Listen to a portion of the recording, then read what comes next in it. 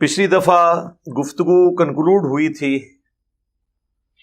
فرعون کے اس اعلان کے اوپر جس کے اگینسٹ اس کے ہرکاروں نے پوری سلطنت سے جادوگروں کو جمع کیا سیدنا موسیٰ علی نبینا و علیہ الصلاۃ والسلام کا مقابلہ کرنے کے لیے، کیونکہ ان کا معجزہ بڑا غیر معمولی تھا۔ انہوں نے جب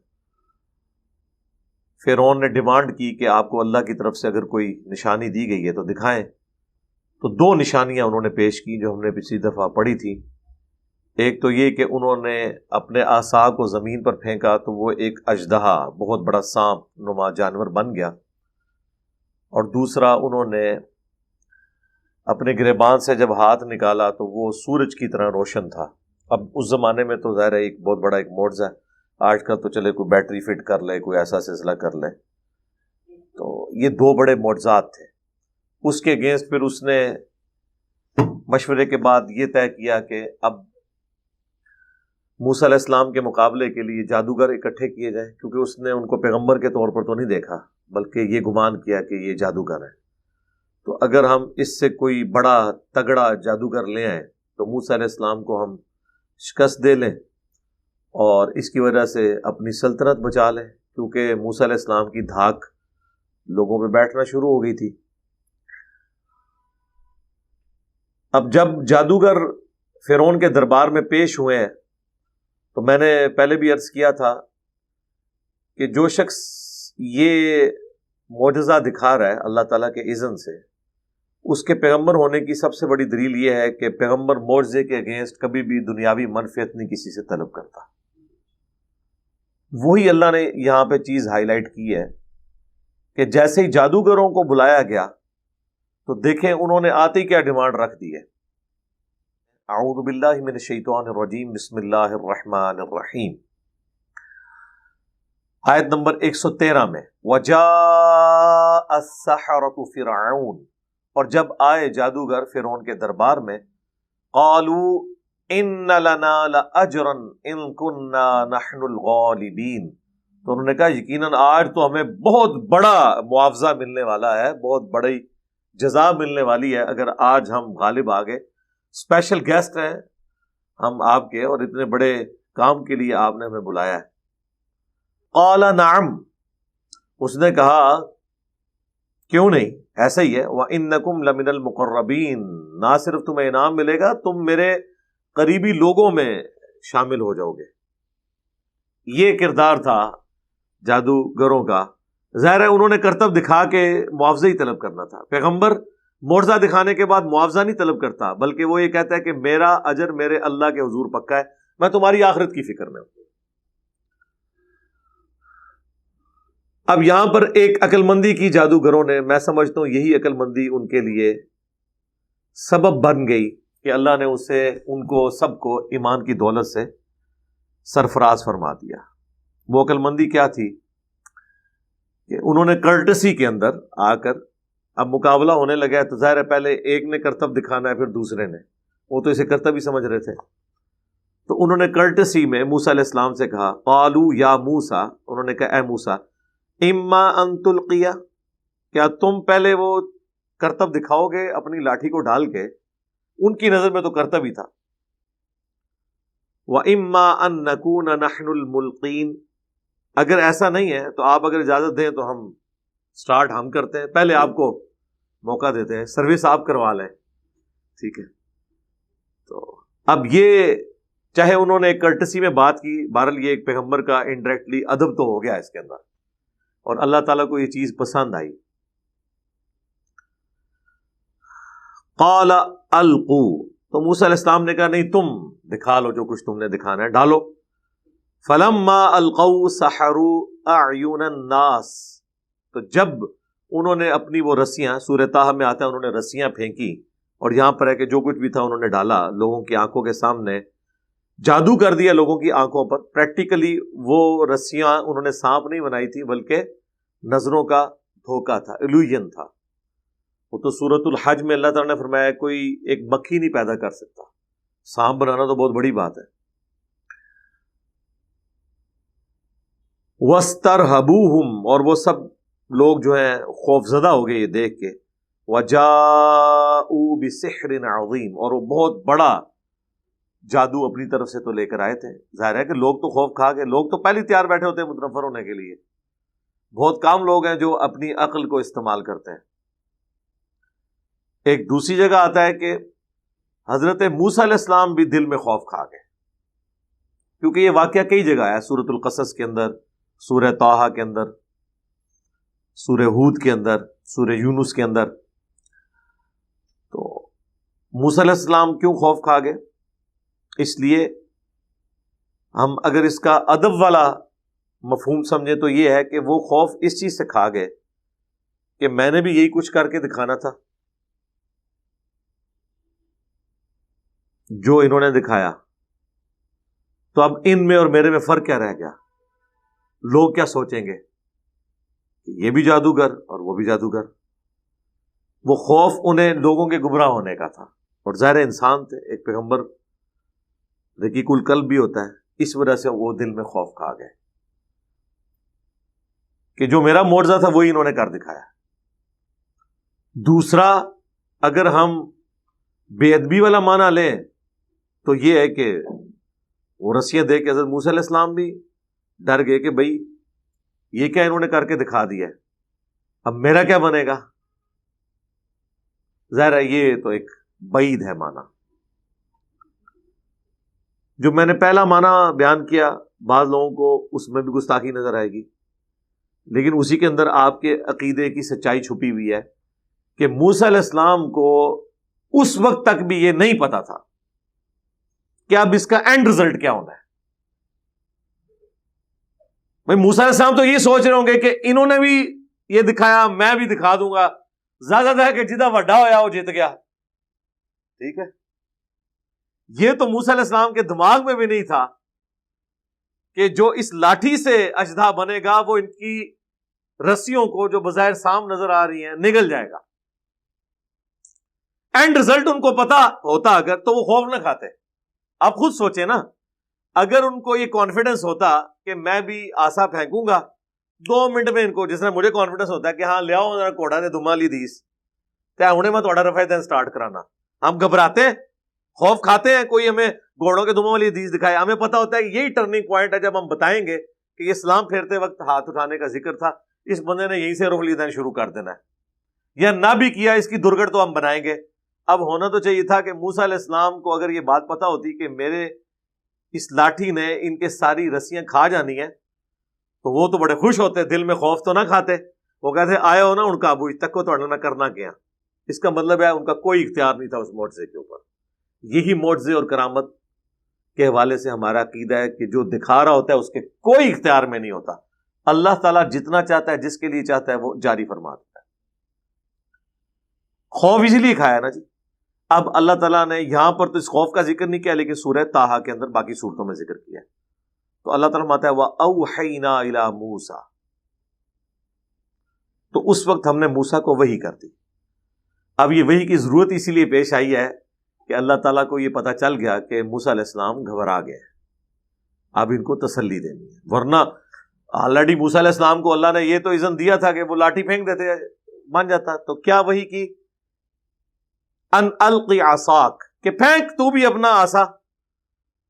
فاذا هي تلقف ما يأفكون، تو وہ فوراً نگلنے لگا جو فریب انہوں نے بنا رکھا تھا. جیسے ہی انہوں نے پھینکا تو وہ صرف ان کی تو رسیاں سانپ نظر آئی نا، کچھ کر نہیں رہی تھی. انہوں نے جب پھینکا تو وہ سارے کے سارے ان کو نگل گئے. تو اب یہ ایک ڈومیننسی تھی کہ یہ پریکٹیکلی اگر سپوز جادو بھی تھا تو یہ والا جادو جیت گیا جس نے دوسرے کو ختم کر دیا. عام لوگوں نے تو یہی سمجھا ہوگا کہ یہ چھوٹا جادوگر اور وہ بڑا جادوگر. فرعونیوں نے یہی سمجھا. یہ نہیں ہوا کہ ساروں نے وہاں پہ کلمہ پڑھنا شروع کر دیا. لیکن جادوگروں کو پتا چل گیا کہ یہ جادوگر نہیں ہے. اس کی وجہ یہ ہے کہ وہ تو نظروں کا دھوکہ تھا، اور جو کچھ موسیٰ علیہ السلام کے اس عصا نے کیا وہ فزیکل کر دیا تھا، کیونکہ وہ رسیاں کھا گیا. اس کے بعد دوبارہ موسیٰ علیہ السلام نے پکڑا، وہ عصا بن گیا، وہ ساری چیزیں غائب ہو گئی. یہ ایک پریکٹیکلی کر کے دکھا دیا. نظروں کے دھوکے میں تو یہ ہو سکتا ہے کہ آپ سانپ پھینکے رسی بن جائے، رسی سانپ غائب تو نہیں ہوگی نا، کوئی فزیکل چیز تو وہاں پہ موجود ہی رہے گی نا، لیکن وہ فزیکل چیز بھی کھا گیا تو کھانے والا ظاہر ہے کہ وہ پھر فزیکلی اس چیز کو غائب کر رہا ہے. یہ کوئی کیمرے کا کمال تو ہے نہیں ہے. آج تو ہو سکتا ہے ڈیوڈ کاپرفیلڈ یہ کر لے گا سب کچھ، لیکن وہ کیمرے میں آپ اس کو اس طریقے سے ایڈجسٹ کرتے ہیں، فزیکلی نہیں ہوا ہوتا. اسٹیچو آف لبرٹی غائب کر دیا، ٹرینیں غائب کر دی، بوئنگ جہاز غائب کر دیا، کیمرے کا سارا کمال ہوتا ہے. پچھلے دنوں میری ویڈیو بھی ریکارڈ ہوئی ہے جب مفتی منیب الرحمان صاحب نے میرے بارے میں مضمون لکھا کہ یہ کشف اور کرامات اور معجزات کا منکر ہے. اپنی طرف سے چیزیں بنا کے بھی ہم نے معجزوں کا کیوں منکر ہونا ہے؟ آپ نے جو کہانیاں کرائی ہم ان کے منکر ہیں. جو قرآن و سنت میں ثابت ہیں چیزیں، معجزات انبیاء کے ہم مانتے ہیں، ہمارے ایمان کا حصہ ہے. تو وہ جادوگر تو سمجھ گئے، اور یہ ایک نیچرل چیز ہے کہ جو بھی جس فیلڈ کا ایکسپرٹ ہوتا ہے نا، اسے یہ پتا ہوتا ہے کہ اس فیلڈ میں زیادہ سے زیادہ کیا ہو سکتا ہے. یعنی آج سائنس جس عروج پہ پہنچ چکی ہوئی ہے، ہمیں پتا ہے کہ زیادہ سے زیادہ ہم سائنس سے کیا کر سکتے ہیں. یعنی یہ نہیں ہو سکتا کہ کسی کے آنکھ کے ڈھیلے ہم نکال لیں اور اس کی جگہ ہم یہاں مٹی رکھیں اور ہاتھ پھیریں تو آنکھ بن جائے گی. اگر یہ کوئی کر کے دکھا دیتا ہے تو ظاہر ہے یہ پیغمبر کر سکتا ہے یا خدا کر سکتا ہے، تیسرا تو کوئی بندہ نہیں کر سکتا. حضرت عیسیٰ علیہ السلام کرتے تھے نا. آج بھی یہ میڈیکل سائنس کے ذریعے یہ چیز پاسبل نہیں ہوگی. اسی طریقے سے میڈیکل سائنس ہڈی کو جوڑنے کے لیے آپ کو وہ سیدھا کر کے اس کے اوپر پلستر باندھ دیں گے، لیکن بہرحال اس کا جو کیورنگ پیریڈ ہے ایک 6 سے 8 یا 10 ہفتے، اس کے بعد ہی کچھ نہ کچھ اس کا جوائنٹ بنے گا. یہ تو امپاسبل ہے کہ کسی آرتھوپیڈک سرجن کے پاس آپ پنڈلی کی ٹوٹی ہوئی ہڈی لے جائیں اور وہ کہے جی صاحب لات سیدھی کرو، ہاتھ پھیرے اور بالکل دوبارہ سے وہ کھڑا ہو جائے. اگر یہ ہو جاتا ہے تو ظاہر ہے کہ دیکھنے والوں کو پتہ چل جائے گا، بلکہ سب سے پہلے تو وہ ڈاکٹر کلمہ پڑھ لے گا کہ یار یہ بندہ جو ہے نا وہ کوئی عام انسان نہیں ہے، ایسا پاسبل ہی نہیں ہے. جادو میں بھی کچھ پاسبل نہیں ہوتا، آپ کی نظروں پہ دھوکہ کیا جاتا ہے. لیکن ونس جب ایک بندے کی ہڈی جوڑ گئی اور وہ چلنا شروع ہو گیا تو اب یہ جادو تو نہیں ہے، یہ تو فزیکلی وہ چل رہا ہے نا، اس کو تو نہیں آپ کہہ سکتے جادو ہے. بس وہی بات ہے کہ جادوگروں کو پتا چل گیا کہ یہ اللہ کے پیغمبر ہیں، کیونکہ جادو سے یہ کچھ نہیں ہو سکتا. ہر فیلڈ کا ایکسپرٹ اپنی فیلڈ کے ایپیکس کو، چوٹی کو جانتا ہے کہ اس سے اوپر آگے جانا ناممکن ہے. وہی ہوا. فوقع الحق، تو ثابت ہو گیا حق، وبطل ما كانوا يعملون، اور باطل ہو گیا وہ تمام جو ان جادوگروں نے کیا. فغلبوا هنالك وانقلبوا صاغرین، تو فرعونی مغلوب ہو گئے اور وہاں بھرے مجمع میں ذلیل و خوار ہو گئے لوگوں کے سامنے. کیا عزت رہے گی جی مجھے بتائیں آپ پلے؟ اتنی محنت سے اتنے ہائی ریٹس کے اوپر بندے ہائر کیے، ٹھیک ہے، اور ایک بندے نے جناب اب ہونا تو چاہیے تھا، اب کرتا نا مقابلہ. وَأُلْقِيَ السَّحَرَةُ سَاجِدِينَ، تو گرا دیے گئے جادوگر سجدے میں. اب یہ گرا دیے گئے ان معنوں میں ہے کہ ان کے پاس کوئی چارہ نہیں رہا، بے اختیار جسے کہتے ہیں نا، وہ گر پڑے سجدے میں. قَالُوا آمَنَّا بِرَبِّ الْعَالَمِينَ، اور کہنے لگے ہم تو ایمان لے آئے اس رب پر جو سارے جہانوں کا پالنے والا ہے. رب موسیٰ و ہارون، جو رب ہے موسیٰ کا اور ہارون کا. قال فرعون، اب فرعون کہنے لگا آمنتم بہ قبل ان آذن لکم، کیا تم ایمان لے آئے ہو موسیٰ کے اوپر اس سے پہلے کہ تم مجھ سے اجازت لو؟ میری اجازت کے بغیر تم نے اپنا دین مذہب چینج کر لیا. اب مجھے بتائیں جس نے اپنی آنکھوں سے بخاری مسلم میں نماز کا طریقہ پڑھ لیا، اب اسے کوئی دیوبندیوں کا مفتی کہتا ہے جی میری اجازت کے بغیر تو نے نفل دین شروع کر دیا، تو وہ کیا کہے گا؟ یار تیری اجازت میں نے کیا لینی ہے، میں اندھا ہوں، مجھے نہیں نظر آ رہا کیا ہو رہا ہے. یہاں پہ بھی ان جادوگروں کو جب اس نے کہا کہ تم لوگوں نے میری اجازت کے بغیر ہی کلمہ پڑھ لیا، اب دیکھیں کیسا پینترا اس نے بدلا. ان ھذا لمکر مکرتموہ فی المدینہ، بے شک یہ ایک فریب ہے جو تم سب نے مل کر دیا ہے پورے شہر کے لوگوں کو. یعنی بجائے یہ کہ وہ حق بات قبول کرتے، الٹا ان جادوگروں کو جو ایمان لے آئے، فرعون نے یہ کہنا شروع کر دیا کہ تم نے اور موسیٰ نے مل کے سارا ڈرامہ کیا ہے کہ ایک چھوٹا جادو دکھائے گا، دوسرا بڑا دکھائے گا، یوں دھاگ بیٹھ جائے گی اور پھر ہم جو ہے اس ملک پہ قبضہ کر لیں گے. کیسا پینترا بدل لیا. اب مجھے بتائیں یہ جملہ بولنے سے کیا جادوگروں نے ان کے مذہب میں واپس آ جانا تھا؟ وہ تو اور پکے ہو گئے نا.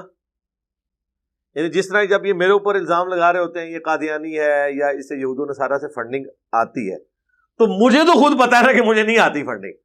تو اس طرح کرنے سے کیا میں اپنے ارادے میں کمزور ہو جاؤں گا؟ میں تو مزید مضبوط ہو جاؤں گا کہ میرا جو خیال تھا کہ علماء اور فرقوں کے ماننے والے یہ لوگ 2 نمبر ہیں، جھوٹے ہیں، بے ایمان لوگ ہیں، یہ اپنی غلط باتوں کو صحیح ثابت کرنے کے لیے کسی بھی وقت کسی پہ کوئی الزام لگا دیتے ہیں. ایک بیسک اخلاقیات جو ایک کافر میں موجود ہیں وہ بھی ان کے اندر موجود نہیں ہے. میرا ایمان اور پکا ہو جاتا ہے کہ ہی جھوٹے. اس طرح جادوگروں کو تو پتا چل گیا کہ یار یہ تو واقعی یہ فراڈی ہے فرعون، کہ ہمیں تو پتا بھی نہیں تھا، اس نے ہمیں بلایا، ہم تو موسیٰ کو جانتے بھی نہیں تھے. اور اب یہ کہہ رہا ہے کہ موسیٰ نے اور ان جادوگروں نے مل کے ایک ٹوپی ڈرامہ کیا ہے جس کے ذریعے لوگوں کو یہاں سے نکال دیا جائے اور اس ملک پہ قبضہ کر لیں. اب یہ فرعون جو ہے وہ دھاگ بٹھا رہا تھا اصل میں اپنی عوام کے اوپر. کچھ تو کچھ جواب دینا تھا نا اس نے، کوئی نہ کوئی تو اس نے سازش کا ذکر کرنا تھا نا کہ یہ سازش ہوئی ہے. دیکھ لیں ہر زمانے میں جو پولیٹیشنز ہیں نا ان کے پاس یہی ہوتا ہے کہ یہ سازش ہوگی ہمارے خلاف. یہاں پہ اس نے کہا سازش ہوئی ہے لِتُخْرِجُوا مِنْهَا أَهْلَهَا، تاکہ یہاں کے جو اصلی باشندے ہیں ان کو نکال دیا جائے. فَسَوْفَ تَعْلَمُونَ، تو تمہیں عنقریب اس کا انجام معلوم ہو جائے گا جادوگروں جو تم لوگوں نے حرکت کی ہے. بہرحال اس میں کچھ خدشہ اس کا درست اس حوالے سے تھا کہ بنی اسرائیل تو وہاں کی حکمران تھی جب سے یوسف علیہ السلام وہاں شفٹ ہوئے تھے، اور اس وقت کا جو بادشاہ تھا وہ یوسف علیہ السلام کی بڑی عزت کرتا تھا. کافی عرصہ ان کی بادشاہت رہی ہے. پھر وہاں پہ ایک نیشنل موومنٹ اٹھی تھی کہ یہ باہر کے شام کے رہنے والے لوگ مصر پہ قابض ہیں، یہاں مصریوں کی حکومت ہونی چاہیے. اور وہ اتنی ڈومیننٹ ہوئی کہ انہوں نے بنی اسرائیل کو اپنا غلام بنا لیا اور خود وہ قابض ہو گئے. اب چونکہ تاریخ میں یہ ہو چکا ہوا تھا، اور یہ جب موسیٰ علیہ السلام دعوت پیش کر رہے ہیں اس سے 300 سال پہلے فرعونیوں کی یعنی مصر کے لوکل لوگوں کی حکومت آئی تھی. اس سے پہلے بنی اسرائیل حاکم تھے اور اب وہ غلام تھے. تو خطرہ تو لگا رہتا ہے نا کہ یہ غلام دوبارہ سے بادشاہت کے لیے کوشش نہ کریں. جس طرح آج بھی کافروں کو خطرہ ہوتا ہے کہ دنیا پہ انہوں نے حکومت کی ہے، کہیں کوئی چنگاری بھڑک ہی نہ اٹھے اور دوبارہ سے کہیں کہ ہم تو حکمران رہے ہیں دنیا میں اور ہم نے دوبارہ سے حکومت حاصل کرنی ہے. تو خدشہ تو اس کو بھی لگا ہوا تھا. اس لیے اس نے کہا کہ تاکہ تم لوگوں کو تمہارے علاقوں سے نکال دیں گے اور خود قبضہ کر لیں. لَأُقَطِّعَنَّ أَيْدِيَكُمْ، میں ضرور بالضرور کٹوا دوں گا تمہارے ہاتھ، وَأَرْجُلَكُمْ مِنْ خِلَافٍ، اور پاؤں مخالف سمت کے، یعنی دایاں ہاتھ اور بایاں پاؤں، یا بایاں ہاتھ اور دایاں پاؤں. یہ مخالف سمت کے اس لیے کاٹے جاتے تھے کہ وہ پھر بندہ کسی کام جگہ رہتا ہی نہیں ہے. کیونکہ آپ دیکھیں جب آپ چلتے ہیں نا تو آپ کا دایاں ہاتھ چلنے کے دوران یا بھاگنے کے دوران یہ بائیں پاؤں کے ساتھ سنکرونائز ہوتا ہے، اور بایاں ہاتھ دائیں پاؤں کے ساتھ سنکرونائز ہو کے چل رہا ہوتا ہے. تو جب یہ مخالف سمت کے کاٹ دیے جائیں گے نا تو پھر آپ بھاگ نہیں سکتے. ویسے تو خیر دوسرے بھی ہوتا لیکن یہ زیادہ ورسٹ کیس ہے.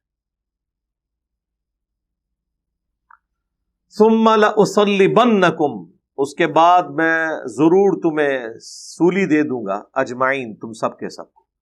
اس میں یعنی کسی درخت کے اوپر یوں کیل وغیرہ ٹھوک کے ٹانگ دیتے تھے، پھر ان کے پاؤں کی جو وہ مین بلڈ والی رگ ہے وہ کاٹ دیتے تھے، وہ خون نکلتا رہتا تھا، بلڈ پریشر لاس ہوتا تھا اور بندے کی وہیں پہ ڈیتھ ہو جاتی تھی. اور پھر وہ لاشوں کو لٹکا رہنے دیتے تھے حتیٰ کہ چیل کوے آ کے وہ لاشیں نوچتے تھے. پھر دیکھنے والوں کے اوپر بڑی روب ڈلتی تھی کہ جی یہ انجام ہوتا ہے. حالانکہ جو بندہ مر گیا اس کی بلاز ہے کہ اس کی لاش کے ساتھ کیا ہو رہا ہے. یہ تو زندہ بندے کو تکلیف ہوتی ہے نا. اب وہ دیکھیں ایک لمحے میں ان جادوگروں کا ایمان کتنا مضبوط ہو گیا ہے. قالوا انا الی ربنا منقلبون، تو انہوں نے کہا کہ ہمیں تو کوئی پرواہ نہیں، بے شک ہم نے ویسے بھی تو لوٹ کے اپنے رب کے پاس ہی جانا ہے. یعنی موت تو آنی آنی ہے، کل نہیں تو آج، اپنے ٹائم سے پہلے نہیں آئے گی، اور جب آنی ہے اس سے لیٹ نہیں آئے گی. ظاہر ہے ان کا ایگزٹ دنیا سے ایسے ہی لکھا ہوا تھا. دنیا میں کوئی زندہ بھی رہ لے تو کتنا عرصہ، الٹیمیٹلی تو اسے مرنا ہی ہے. اور اگر کسی کو یہ یقین ہو کہ مرتے ہی جنت مل جانی ہے تو سرکار ہر بندہ مرنے کے لیے تیار ہو جائے، بشرطے کہ یہ کسی پیغمبر کی طرف سے گارنٹی مل جائے. ہر بندہ مرنے کے لیے تیار ہے. جو مرنے کے لیے تیار نہیں ہوتے وہ اس لیے وہ کہتے ہیں تھوڑی یاشی اور کر لیں ادھر، اور پھر مرنے سے پہلے تیاری کر لیں گے، تھوڑا ٹائم لگ جائے. ورنہ یقین کریں دنیا میں جتنے لوگ مفلسی کی زندگی گزار رہے ہیں، مشکل زندگی گزار رہے ہیں، غربت کی زندگی گزار رہے ہیں، ان سے آج آپ پوچھیں نا کہ مرتے ہی جنت ملے گی، یہ اللہ کی طرف سے سرٹیفکیٹ آیا ہے، لیکن یہ ظاہر ہے کہ ایکسپوز کرنے کے لیے تو وقت کا پیغمبر موجود نہیں ہے، سارے مرنے کے لیے تیار ہو جائیں گے. وَمَا تَنْقِمُ مِنَّا إِلَّا أَنْ آمَنَّا بِآيَاتِ رَبِّنَا، کیا تو ہم سے اس بات کا انتقام لینا چاہتا ہے،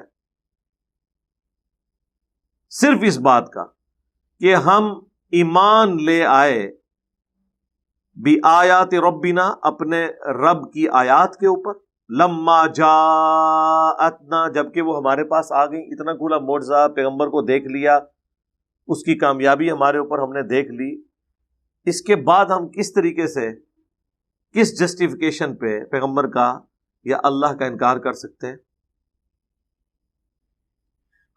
اس کے بعد انہوں نے پھر اللہ کے حضور دعا کی. یہ اس چیز کے اندر ترغیب ہے کہ انسان جتنے مرضی کانفیڈنس لیول کے اوپر ہو، بہرحال رجوع الی اللہ ہی لانا چاہیے. اللہ ہی صبر دیتا ہے. تکلیف سے نکلنے کا راستہ اللہ تعالی کی مدد کا حصول ہے. یہی دعا ہے جو مانگی تھی طالوت اور جالوت کی جنگ کے دوران اہل ایمان نے، اور یہی دعا یہاں پہ رپورٹ ہوئی ہے. ربنا افرغ علینا صبرا، اے رب ہمارے ہم پر صبر انڈیل دے. الفاظ دیکھیں، یعنی تھوڑا صبر نہیں، نہلا دے ہمیں صبر کے اندر، اتنا زیادہ صبر ہمارے اوپر ڈال دے، یعنی ہمیں توفیق دے. وتوفنا مسلمین، اور ہمیں اس حال میں موت دینا کہ ہم سر تسلیم خم کیے ہوئے ہوں، تیری نافرمانی میں نہ مرے بلکہ تیرے تابع فرمان ہو کر مرے. ولا تموتن الا وانتم مسلمون جو آیا. ربنا افرغ علینا صبرا وتوفنا مسلمین، آمین.